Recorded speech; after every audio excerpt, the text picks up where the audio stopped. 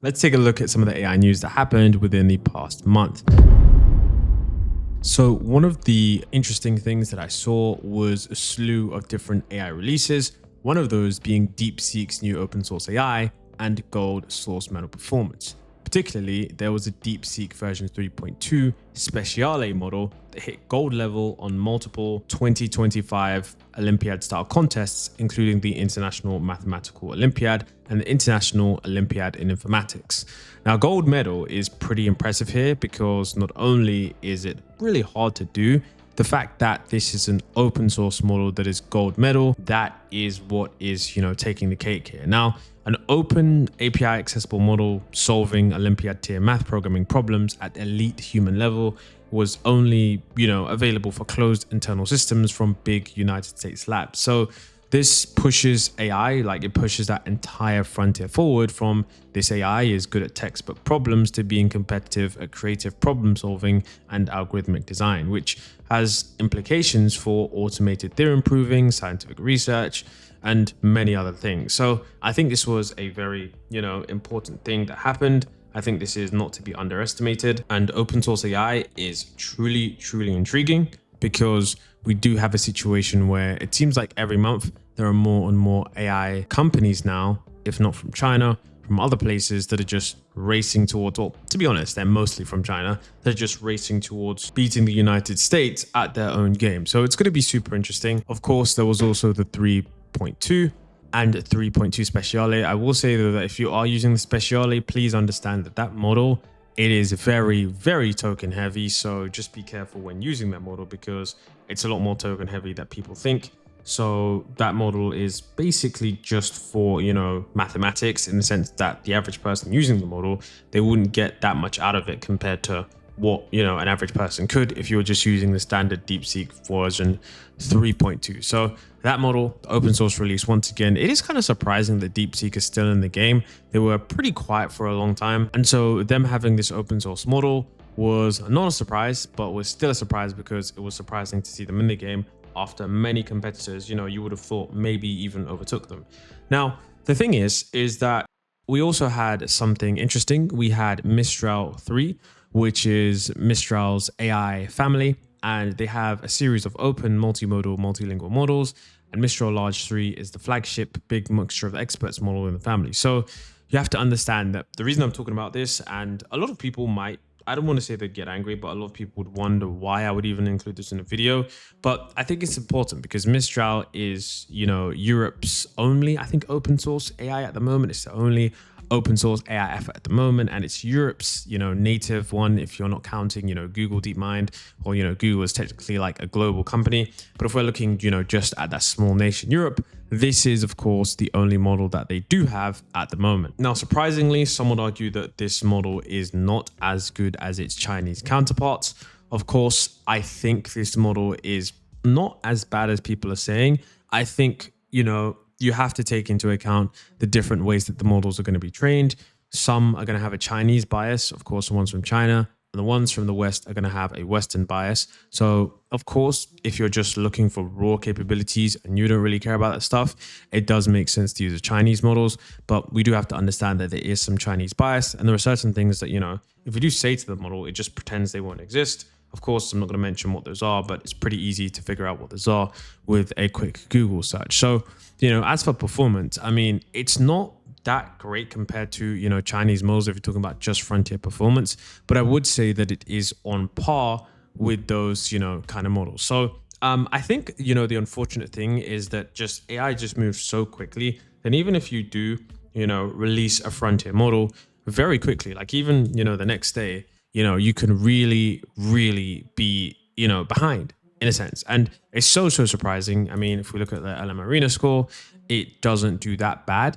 I mean, it's just behind Qwen 3, Kimi K2, and Deepseek version 3.2. But the non-thinking models and Mistral, by the way, as well, this is another important part, is that they don't have a thinking model. So I'm guessing that this is why this kind of, LEMMiNO score isn't as high as the others. And of course, the benchmarks aren't as high as they could have been had they had a thinking model just yet. So I'm not completely writing off this company. I do think that their products are a lot better than some of the Chinese ones, in the sense that I've used the website, I've used the user interface. it's actually pretty decent to use. So let me know what you guys also think about that open source area, considering later on in the video, I'll show you why a lot more people are going to be considering open source, including myself. Now, if we're getting into more benchmarks, wouldn't be, possible without talking about Opus 4.5. Opus 4.5 was a really, really impressive benchmark because it showed us that Anthropic aren't slowing down. And I think what Opus 4.5 showed the industry was that there was no wall. I'm not going to talk about this for too long, but what I will say is that it surprised even me.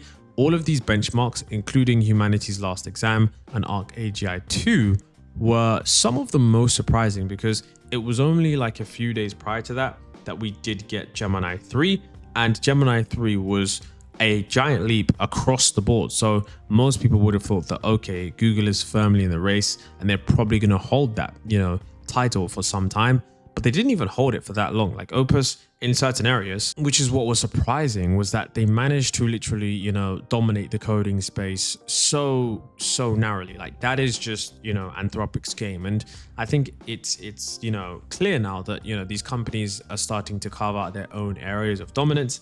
And I think for Anthropic, coding is just going to be that area. So if you're wondering what you should use this model for, of course, software engineering, that's where the complete domination is for Anthropic. But of course, for other companies, it really does just depend on what kind of use case you are. But, if we're talking about the other models, of course, Gemini 3 Deepseek was surprising. It's actually released today. I got a tutorial coming, probably should be out now or after this video.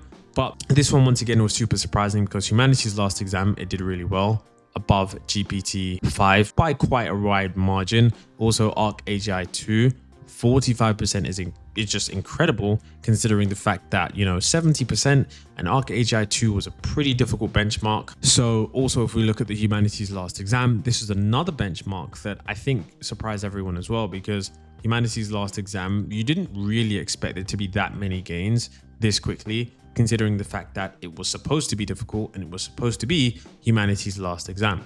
Hopefully there's no data contamination because they designed it that way, but I guess we'll have to see moving forward just how well these models are across the board. I think for the most part, if you look at like the benchmarks, I think the most, interesting thing that we saw from Gemini 3 was Nano Banana Pro. And I think the reason that was because most people don't realize that the next phase of AI is going to be world models.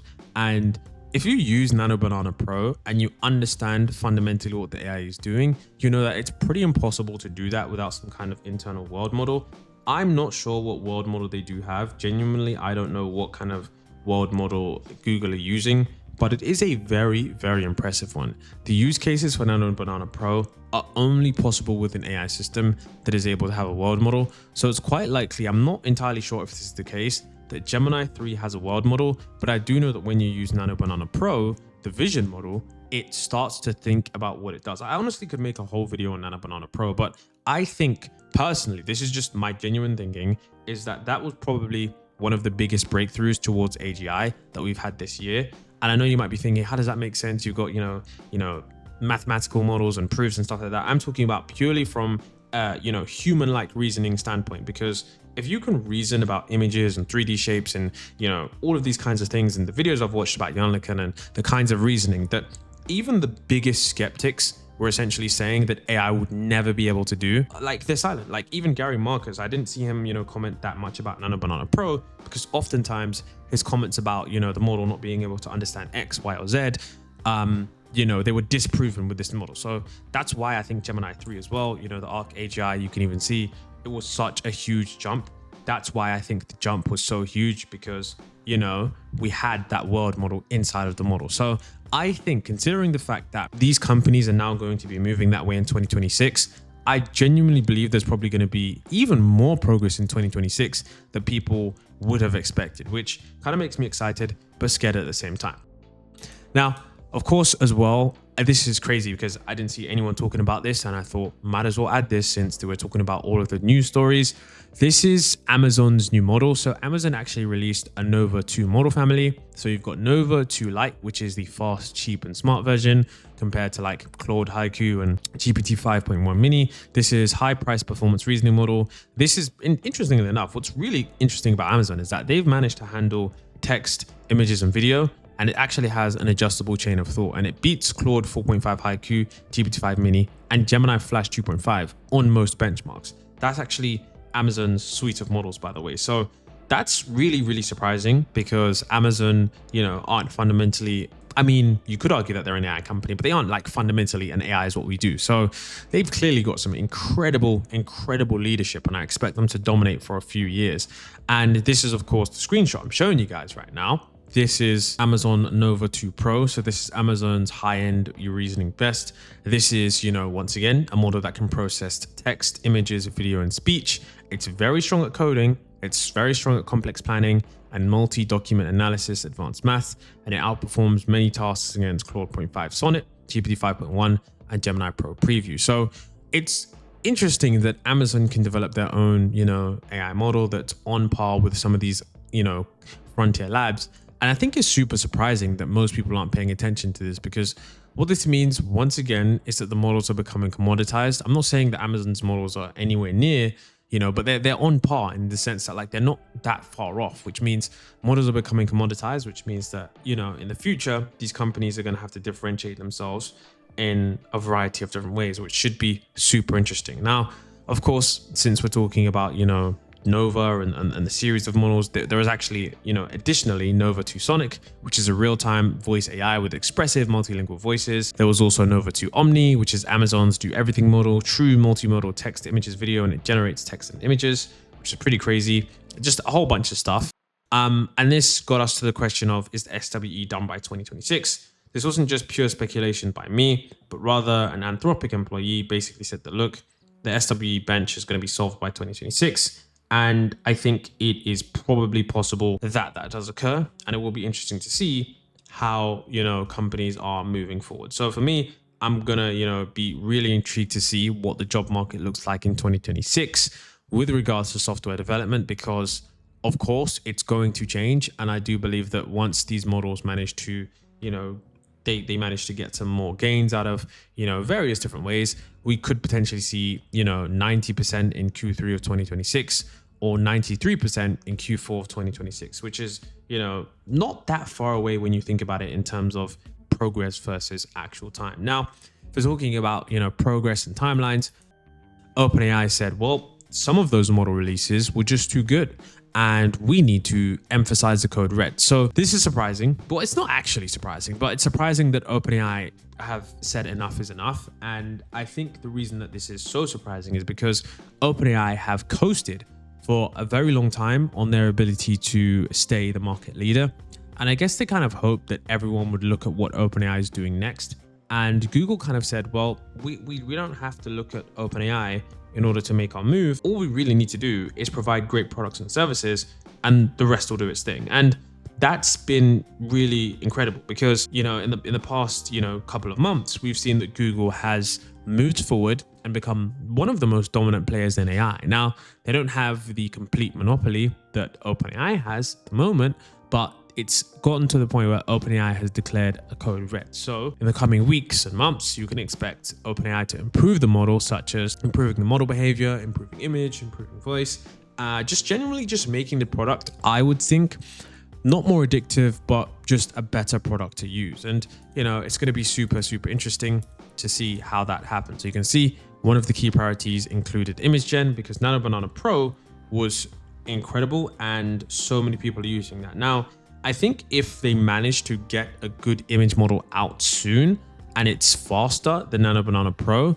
then maybe users might not want to switch from ChatGPT, because ChatGPT, provided it has memory and all those things, it's kind of hard to switch. Well, it's not really hard to switch. It's just, more of an inconvenience, and humans are basically creatures of habit. So if OpenAI can quickly roll out an image model, and then market it as much as possible with memes and stuff like that, and then get, the masses and retail on board, then maybe they can, capture that strong area of market share. But if they can't, they're going to lose a lot of people to Google's suite of products, because Google already has a large network of distribution, and you have to understand that OpenAI is going to be fighting an uphill battle. They're already losing users, every single month as more individuals come into the space. So it's in their best interest to kind of get this, out as quickly as possible. So, OpenAI, as we speak about them, they also lost this privacy fight. Now, this is bad. This is why I say open source. People are going to be thinking about open source, because OpenAI lost the fight to keep the ChatGPT log secret in a copyright case. So they were ordered by a United States judge to hand over around 20 million anonymized ChatGPT user logs to the New York Times and other news outlets, a part of their copyright lawsuit, after losing the attempt to keep those logs confidential.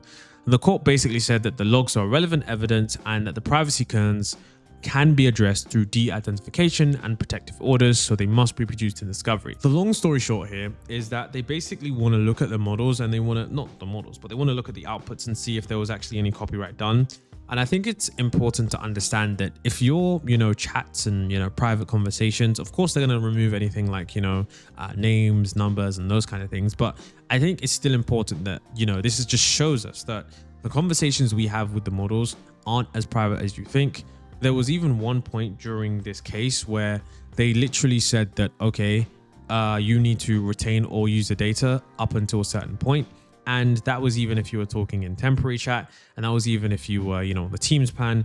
There was literally a court order that, restricted them from deleting any user data, which is pretty crazy because, I'm sure there are individuals who share things with ChatGPT that they wouldn't want being looked at by a judge or someone at the New York Times. I mean, privacy is everything. So, if we go back to the earlier point, open source AI, Deepseek and Mistral large, if you can have, like a home system where you can run open source AI, you don't need to send it up to the cloud.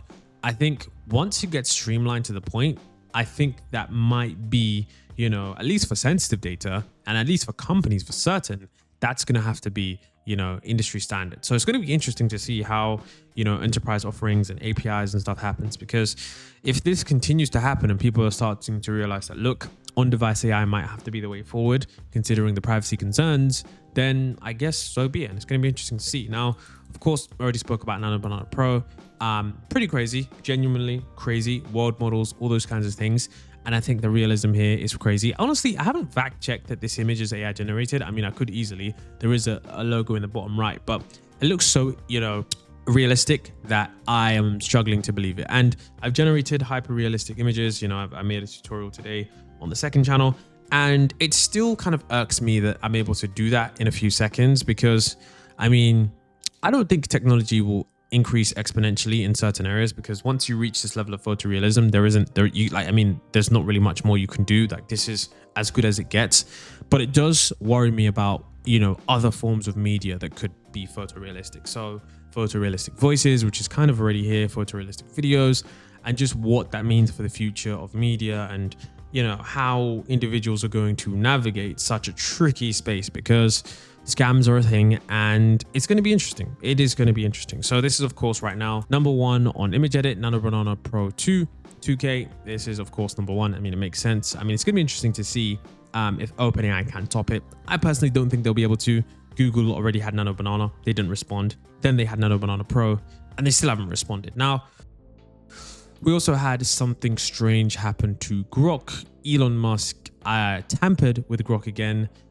Essentially, I don't know what this guy is doing when it comes to Grok. I mean, you have one of the smartest, most cracked teams, and you're deciding to, tamper with the model so you can benefit yourself, or make it seem that, you are, I don't even have the words to describe what would even make sense. Like, if I had a model, I would truly just leave it up to the model. Like, if the model said, I'm not that good of a guy, I would be like, okay, that's fair. Maybe I need to improve. But the fact that he's tampered with the model to the point where, it says that he's more athletic than LeBron James and that he would beat Mike Tyson in a fight. I mean, it does the inverse. If he wants people to trust what Grok is going to say, he shouldn't be tampering with the model for his own benefit, or, people that disagree with him. Like, there's statements from Bill Gates. Like, if you ask it, does Bill Gates think this is right?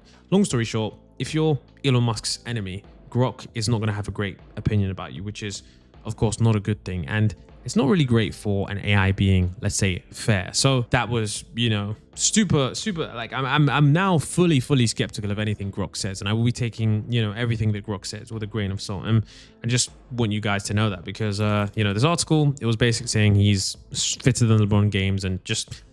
Anyways, if we go to the text to video leaderboard, there was Runway Gen 4.5. a new video, model that was surprisingly better than VO3.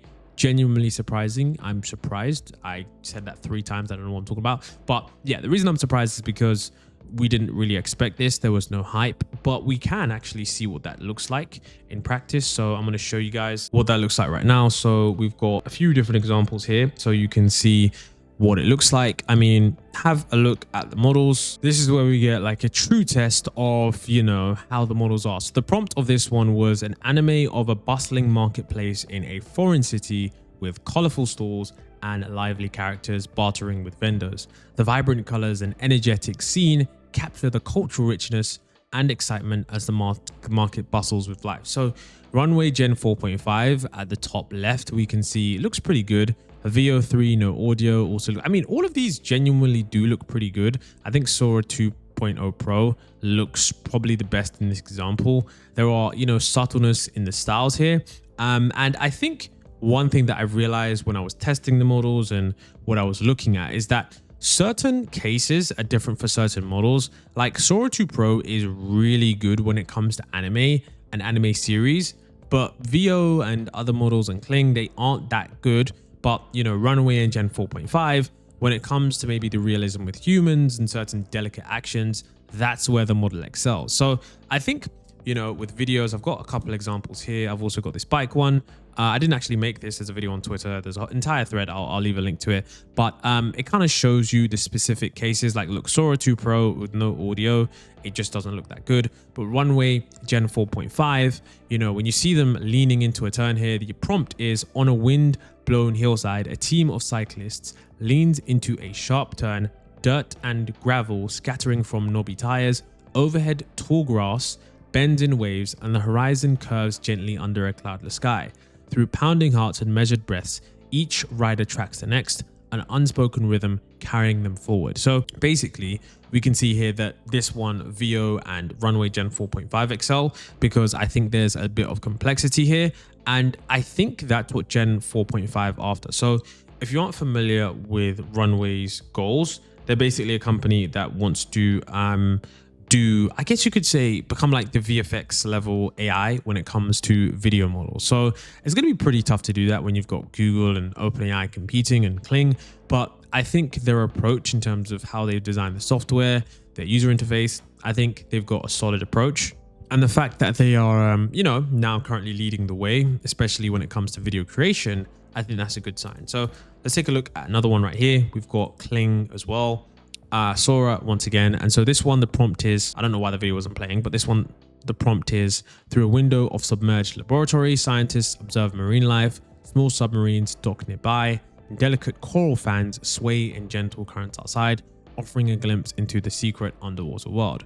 So once again, all of these, I mean, one thing I know about like underwater scenes, there is usually, great responses from video models with underwater scenes, just because the glitchiness of AI models actually looks good in underwater. Runway, once again, looks pretty good. Sora 2 looks good. Kling looks good. VO3 kind of messes up here, but I think VO3 is, one of those models where it's confidently wrong about certain things, which produces some really, interesting responses. But we can take a look at another example here. This is where we have the prompt Venus Cloud City Adventure, animated in 1950s futurism style. A gleaming silver city floats among Venus golden clouds. Sleek flying saucers zip between Art Deco towers. And there is also text that says vacation on Venus sparkles into view. So of course, text is, pretty difficult. We can see that VO3 does manage to get the text right. Sora 2 Pro manages to get the text right. Runway Gen 4 does manage to get the text right.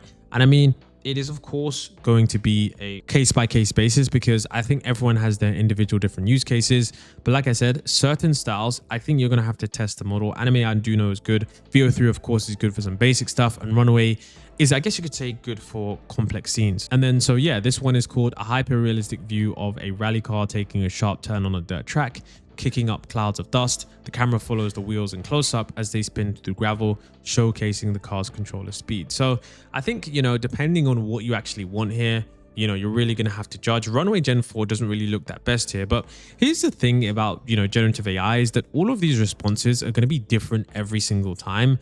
And I think the only way to realistically actually look at which of these models is the best is to probably take a best of 4 or best of 5, because you take a best of 1, sometimes one response is going to be good and then the next 3 are going to be terrible, or sometimes the first 2 are going to be good and the next 2 are going to be terrible. So that's one thing when it comes to video models.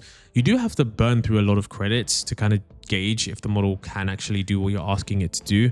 And sometimes you will have to adjust your prompt structure based on, the different models. So, I mean, it's all generative. It's all, anyone's best guess. But if we're talking about, new video models, there is, of course, Kling. So Kling released Video 2.6. This is Kling's first video model with native audio. Generate an entire experience with native audio. And it's like Kling's, Christmas themed, releases. They were doing so many different releases. Honestly, I probably should have done an entire video on them, but there is a bunch of different things that Kling are now trying to do for the video space. And I think they are doing a pretty good job. Native audio being added with, OpenAI and with Veo 3, I think it's really good because it adds that level of immersion. Now that Kling is here as well, this seems to be really good in terms of the performance. So, I mean, I don't really use Kling that much. I think it's okay. I think, Veo is just so fast and efficient that it just makes so much more sense. But of course, for those of you who want different models for different purposes and, use cases, I'm sure that there will be, Kling Video 2.6, whereas there's going to be something that you can do with that model. Of course, there was also Kling 01, the multimodal. Of course, there was Kling 01, which is the multimodal unified model, which lets you do quite a lot of stuff. So definitely take a look at this. And then earlier this month, we did have the, robots that were remarkably human. There are actually so many of these. I think I released a video yesterday, talking about how realistic the models are and just how crazy this entire game is.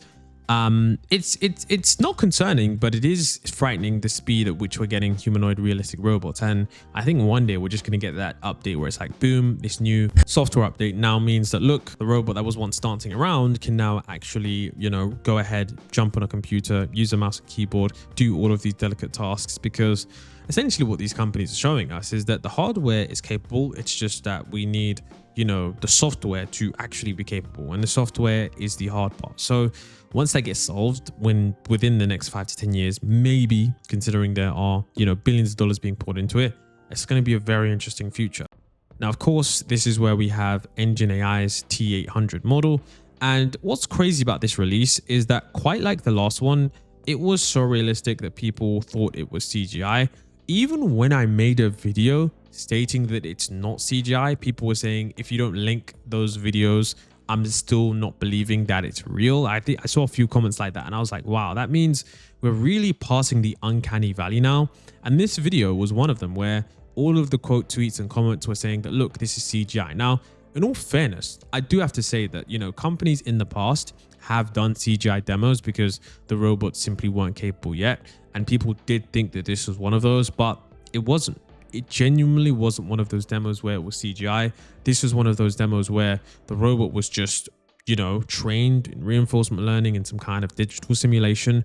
And they've applied that software update to the robot, so it now looks incredibly human. And the result is surprising. Surprising because we've never seen a robot move like that at all. That just looks absolutely incredible. You need an incredible level of balance, an incredible level of, dexterity, flexibility, agility to be able to do that and land it.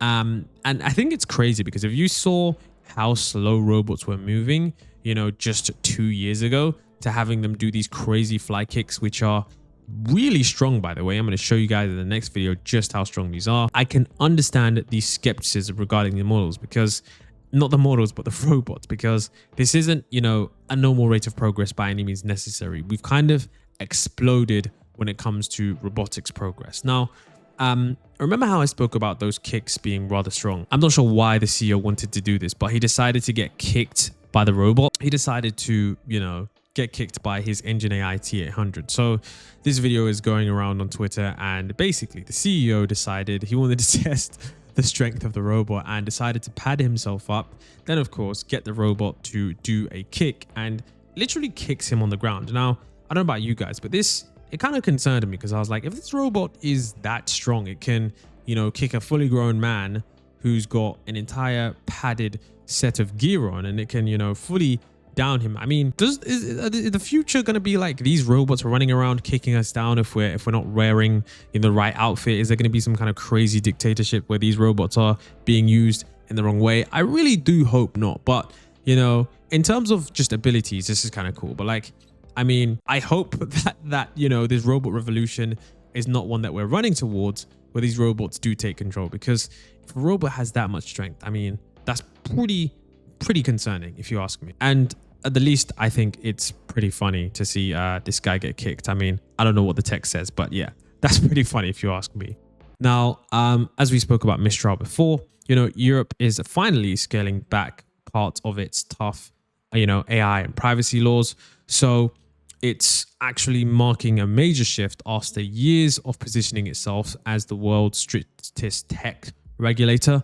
So, you know, Europe has been under pressure from big tech and the US government and internal critics because, you know, they just need to loosen parts of the GDPR without delay of enforcement of major AI Act rules. So companies are going to find it easier to share anonymized or pseudo-anonymized data, and AI developers could legally use personalized data for training as long as they follow GDPR requirements. And of course, there's AI Act delays. There are stricter rules for high-risk AI systems, those affecting health, safety, or rights, and those are actually going to be pushed back until the EU confirms that necessary standards and tools exist for companies to comply. There's also going to be fewer cookie pop-ups, which is, of course, good. And hopefully, you know, EU doesn't have too strict regulation, because I think the AI race, unfortunately, is one of those races where it is winner takes all, or winner takes the majority of it. So if Europe, you know, does fall behind, they're only going to have themselves to blame. So they really need to find that balance between, you know, not making Killerbots AI completely legal and staying competitive in the AI race. And I think if these guys actually talk to the people in Silicon Valley, the people using the models, the people developing the models, they'll find out that a lot of their, you know, laws, like a lot of the times, the people that are making the laws aren't the ones that are, you know, on the ground level in the tech. They're honestly oftentimes very disconnected from the implications of the laws that they make. And, you know, this is in just many different industries. So I do hope that somehow they manage to fix this and get that changed, because it's not essentially, you know, too good for Europe at the moment. You've seen with Mistral large. Of course, recently we had Titans and Mirrors, and I think this is the biggest thing, probably one of the biggest announcements. And, you know, we'll probably go on to do a number of headlines, because Google did solve one of AI's biggest weaknesses, which was memory. And you all know that, you know, AI, it doesn't continually learn. You use the model, it's a fixed state model. It's just a snapshot in time, kind of like a history, a moment in history, I guess you could say. And this kind of solves it, because it kind of has this continual learning. So there were two papers, Titans and Mirrors. Titans is a brand new AI architecture that gives the models actual long-term memory, 2 million tokens of context, entire books remembered perfectly.